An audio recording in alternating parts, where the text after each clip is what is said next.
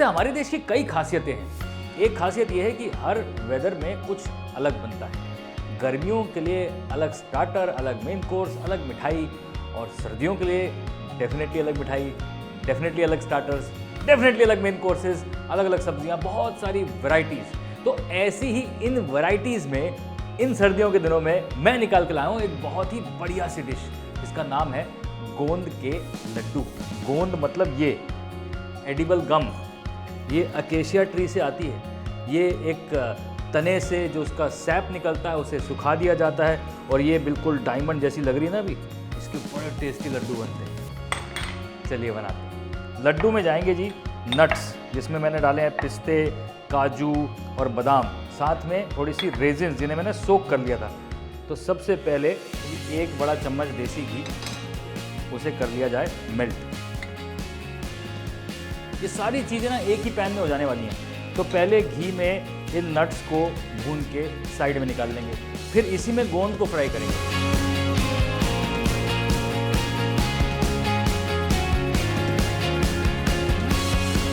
अब गोंद के लड्डू वैसे प्रेग्नेंट लेडीज़ को दिए जाते हैं, लेकिन ज़रूरी नहीं है कि सिर्फ प्रेग्नेंट लेडीज़ ही खाएं। ये एक्चुअली सर्दियों में इसलिए खाए जाते हैं क्योंकि गोंद जो है वो बॉडी में गर्माहट देती है। नट्स ऑब्वियसली खाए जाते हैं सर्दियों में। अब ये अगर भूख लग रही हो तो एक लड्डू साथ में एक गिलास दूध एंड डन। कई बार ऐसे भी हो सकता है।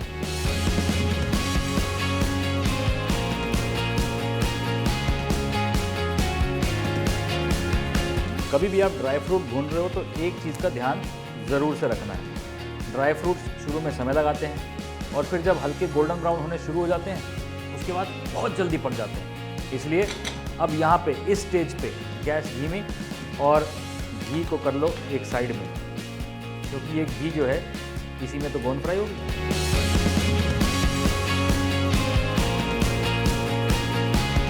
फ्राई किए हुए मिक्स नट्स को एक अलग से बोल में निकाल लिया। अभी जो किशमिश हमने सोक की थी, इन्हें गर्मा गर्म नट्स के अंदर मिला दिया जाए।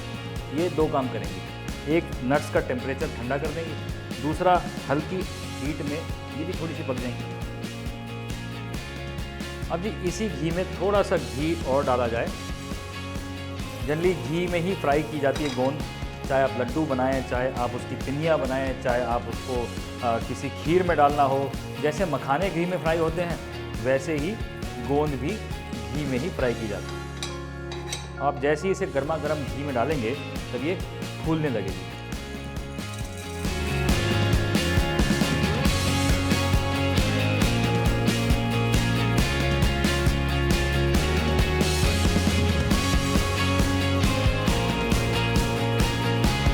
ये हमारे लड्डुओं में बहुत बढ़िया सा एक टेक्सचर देगी, साथ में इसके बहुत सारे हेल्थ बेनिफिट्स हैं। हेल्थ बेनिफिट्स ये हैं कि ये आर्थराइटिस में हेल्प करती है। हेल्थ बेनिफिट्स ये हैं कि ये हड्डियों को मजबूत बनाती है। हेल्थ बेनिफिट्स में ये है कि ये आपकी बॉडी को वार्म रखती है, गर्म करती है। अभी जो गोंद है, गोंद मतलब गम, यानी कि कहीं ना कहीं तो चिपचिपी होगी ना।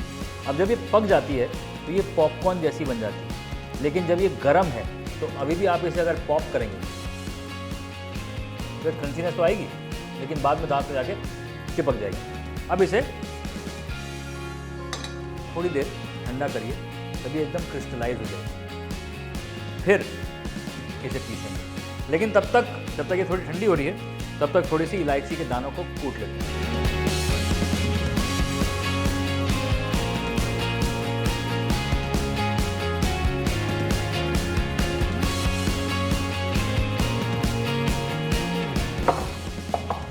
लो जी, ये इलायची तो पिस गई, लेकिन इसके जो छिलके हैं ना वो तो वहीं के वहीं। इलायची का पाउडर बनाना थोड़ा ट्रिकी होता है, क्योंकि ये जो बाहर के छिलके हैं ना, ये पिसते ही नहीं है। थोड़ा सा इलायची अगर होगा, उसे आप मिक्सी में घुमाओगे तो वो घूमता ही रह जाएगा, पाउडर बनेगा ही नहीं। और इस तरह से अगर मोटर पेसल में या हमाम दस्ते में ऐसे पीसेंगे तो ये छिलके जो है रह जाएंगे। कोई बात नहीं, इन छिलकों को अलग से निकाल के रखें। जब भी चाय बनाओ ना, ये डालना। आपने हमारी चाय की रेसिपी देखी? अरे बहुत हिट रेसिपी है भैया, जाइए देखिए। चलिए, ये इलायची का पाउडर एक तरफ कर लेते हैं।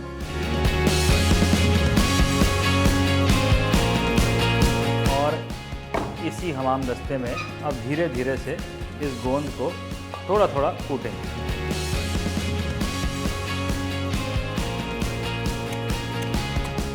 पाउडर नहीं बनाना गोंद का, हल्का सा क्रश करना है।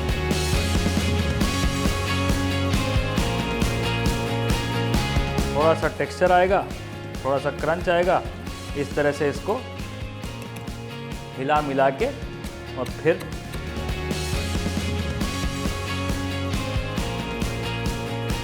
अब ये जो गोंद है ये इसी में मिला दी जाए। तो थोड़ी गोंद क्रश हो गई है और थोड़ी गोंद फूली फूली है, जो कि लड्डू में देगी बाइट।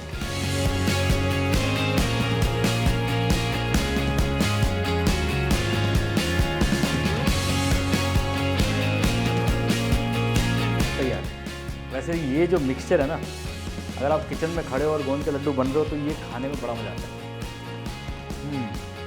क्रंची, बादाम, काजू, किशमिश ऑलरेडी मज़ेदार है, लड्डू के साथ मिलेगा और मज़ेदार होगा। अब जी गोंद के लड्डू बन रहे हैं तो घी जो है थोड़ा सा ज़्यादा मात्रा। वैसे जब भी घर में बेसन भुने घी में, आटा भुने घी में, भैया कान नाक सब खड़े हो जाते हैं, क्योंकि चीज़ ही ऐसी है। अब इसे अच्छे से भूनना है जब तक ये बढ़िया गोल्डन ब्राउन ना हो। अब आप सोच रहे हैं कि भैया इतना सारा घी था कहाँ गया, तो चिंता मत करिए, ये घी जो है कहीं नहीं जाएगा। बढ़िया से आपको दिखेगा शाइनी शाइनी मिक्सचर थोड़ी देर बाद, जब ये गोल्डन ब्राउन हो। अब इम्पॉर्टेंट बात ये है कि जितना आटा उतना ही ये मावे का मिक्सचर, यानी कि अगर हम 2 कटोरी आटा ले रहे हैं तो ये 2 कटोरी मिक्सचर होना चाहिए, इक्वल क्वांटिटी, जिसमें गोंद भी है, सारे के सारे मिक्स ड्राई फ्रूट भी हैं। क्योंकि जब आप बाइट लेंगे ना तो सिर्फ वो आटा नहीं आना चाहिए, आटा, गोंद, ड्राई फ्रूट सब आने चाहिए। आटा तो सिर्फ हेल्प करेगा बाइंडिंग में।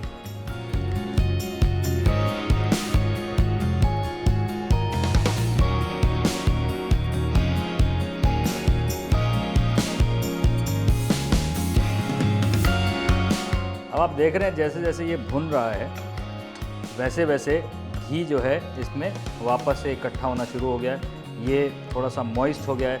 अब इसे हल्का सा और गोल्डन ब्राउनिश अगर हम भून लेंगे भैया लड्डू बड़े मज़ेदार बनेंगे। ये 85% डन है, 15% कच्चा है। इसमें क्या होगा, अगर आप इसी टाइम पे निकाल लेंगे ना तो वो आटा जो है आपके मुंह में चिपकेगा। मुंह में चिपकना नहीं चाहिए, मुंह में घुलना चाहिए। तो मुंह में घुलने के लिए बस 2-3 मिनट और चलाते रहिए लगातार इसे। कहीं पे लगा के चले मत जाना सब्सक्राइब करने, नहीं अभी टाइम नहीं है, अभी ये देखो पूरा वीडियो देखना, फिर उसके बाद सब्सक्राइब करना। अगर अच्छा नहीं बना तो पैसे वापस। अरे लड्डू के मतलब इतना सारा जो तामझाम आप खरीदोगे, लिख देना मेरे को, मैं भेज दूंगा।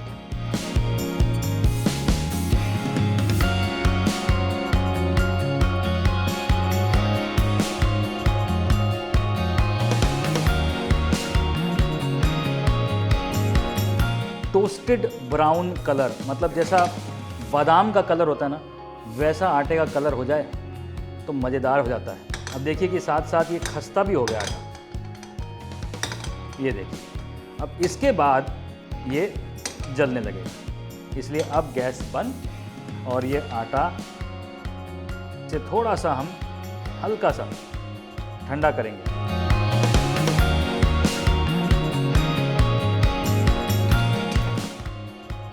और इसमें जाएगा ये पूरा का पूरा माल।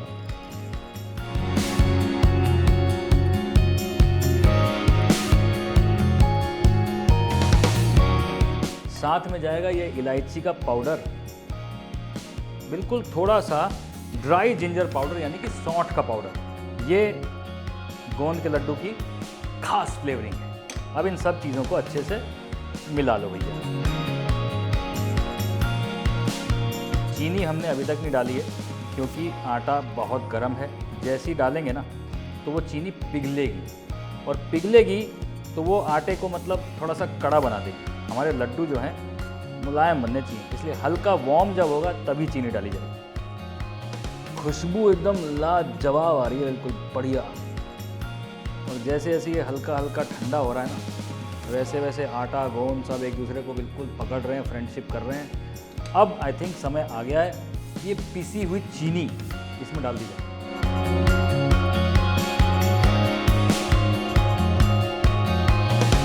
उसे मिलाइए। मेक श्योर कि चीनी की डली दिखे, उसे वहीं तोड़ दो।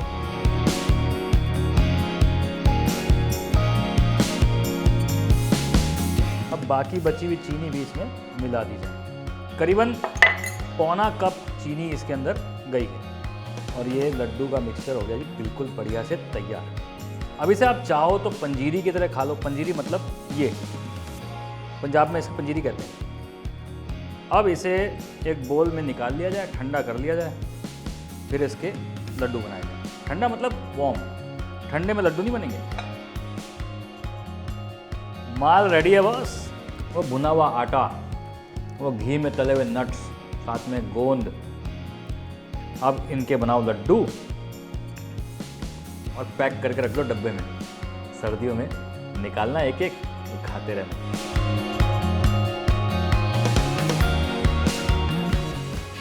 लड्डू को जब भी हम लेंगे हाथ में ना, तो थोड़ा ज़्यादा मिक्सचर लिया जाएगा।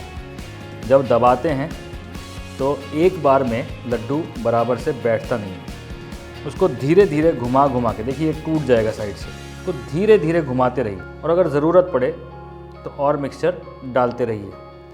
ज़्यादा मिक्सचर लेंगे तो अल्टीमेटली एक लड्डू जितना मिक्सचर आपके हाथ में बचता जाएगा। ये देखिए।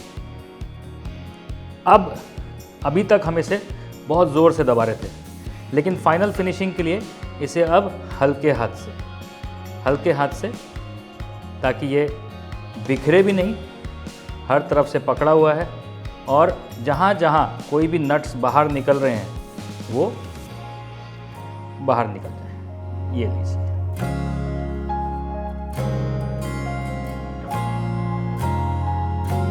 लो जी, हो गए आपके सर्दियों के लिए गोंद के बढ़िया लड्डू तैयार। अब इन्हें परोसा जाए। इसमें कोई गार्निश वार्निश की ज़रूरत नहीं है।